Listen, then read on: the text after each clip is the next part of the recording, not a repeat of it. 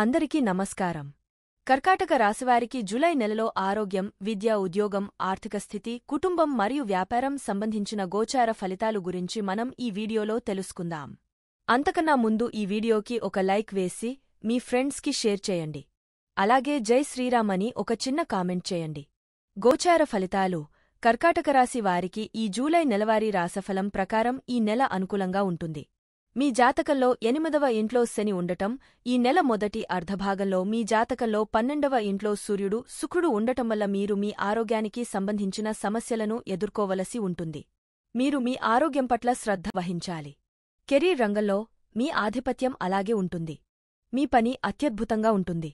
మీరు పదోన్నతి పొందవచ్చు. మీరు కూడా పెద్ద మార్పును అందుకోవచ్చు. వ్యాపారాన్ని నిర్వహిస్తున్నవారు నిదానంగా, జాగ్రత్తగా ముందుకు సాగాలి. తొందరపడి ఏ నిర్ణయం తీసుకున్నా సమస్యలు పెరుగుతాయి. వైవాహిక జీవితం బాగానే ఉంటుందని చెప్పవచ్చు. అందమైన జీవితాన్ని గడపడానికి అవకాశం ఉంటుందని చెప్పవచ్చు. బృహస్పతి అనుగ్రహం వల్ల మీ వైవాహిక జీవితంలో సమస్యలు తగ్గుతాయి. ప్రేమ జీవితాన్ని గడుపుతున్నవారు కొన్ని సమస్యలను ఎదుర్కోవలసి రావచ్చు. కానీ బృహస్పతి అనుగ్రహం వల్ల మీ ప్రేమ జీవితంలో కొన్ని మధుర క్షణాలు వస్తాయి. మీరు ప్రేమ వివాహం కోసం మీ ప్రియమైనవారిని ప్రతిపాదించవచ్చు. అది కూడా జరగవచ్చు. కర్కాటక రాశి విద్యార్థులకు ఈ నెల చాలా అనుకూలంగా ఉంటుంది. మీరు ఎంచుకున్న సబ్జెక్టును అధ్యయనం చేసే అవకాశం మీకు లభిస్తుంది. మీ పనితీరు కూడా పెరుగుతుంది. మీరు విదేశాలలో చదువుకోవాలనుకుంటే ఈ నెల మొదటి భాగంలో మీ కోరిక నెరవేరవచ్చు. కుటుంబ జీవితం: కర్కాటక రాశివారికి ఈ నెల కుటుంబ జీవితం పరంగా మిశ్రమ ఫలితాలు ఉంటాయి. 4వ ఇంటికి అధిపతి అయిన శుక్రుడు ఈ నెల ప్రారంభంలో 12వ ఇంట్లో ఉంటాడు. జూలై 7న మీ జన్మరాశిలోకి వెళతాడు. అటువంటి పరిస్థితిలో మీ సుదీర్ఘ ప్రయాణ ప్రణాళికలు ఏవైనా కావచ్చు. అవి విజయవంతమవుతాయి. మీ ఇంట్లో సంతోషం, శాంతి వాతావరణం ఉంటుంది. ఏదైనా ఒక ఫంక్షన్ జరగవచ్చు. దీనిలో మీ మిత్రులు, బంధువులు పాల్గొంటారు. ఇంటి వాతావరణం మెరుగుపడుతుంది. 10వ ఇంట్లో ఉన్న కుజుడు మీ 4వ ఇంటిపై నెల ప్రారంభం నుండి జూలై 12 వరకు 7వ పూర్తి దృష్టి ఉంటుంది.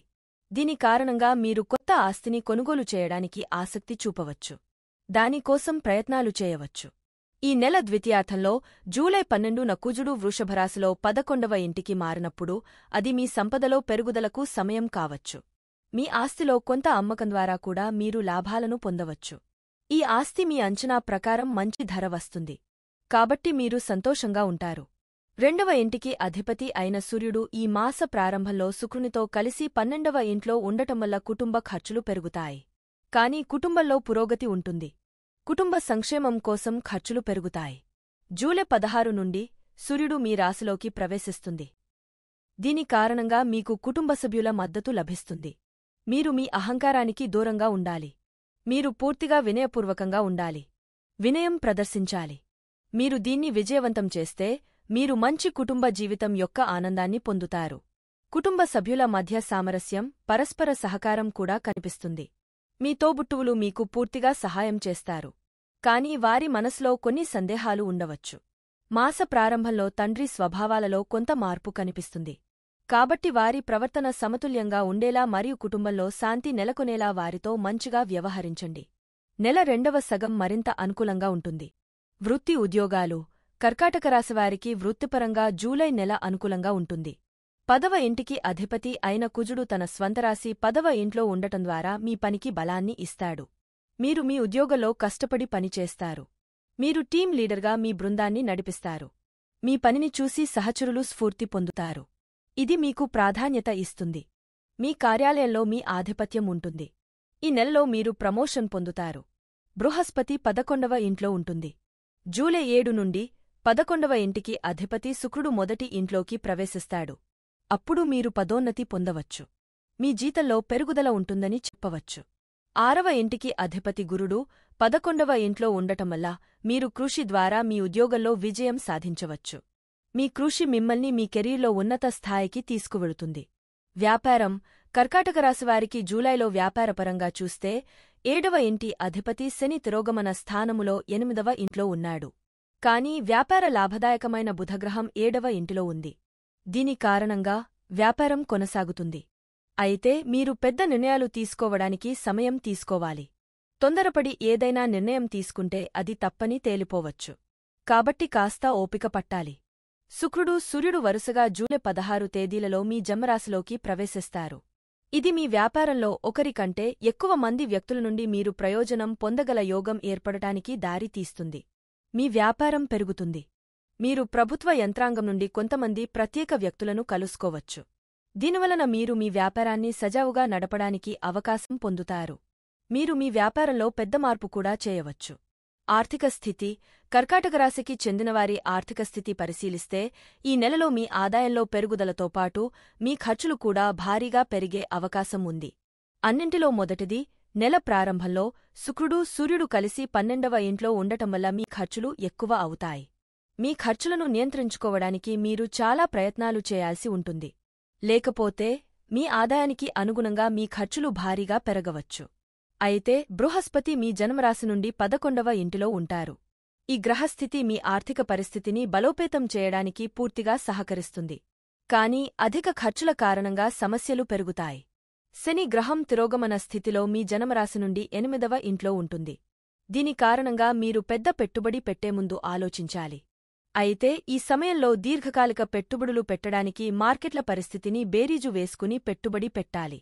జూలై 7న మీ స్వంత రాశి అయిన కర్కాటక రాశిలోకి శుక్రుడు ప్రవేశిస్తాడు.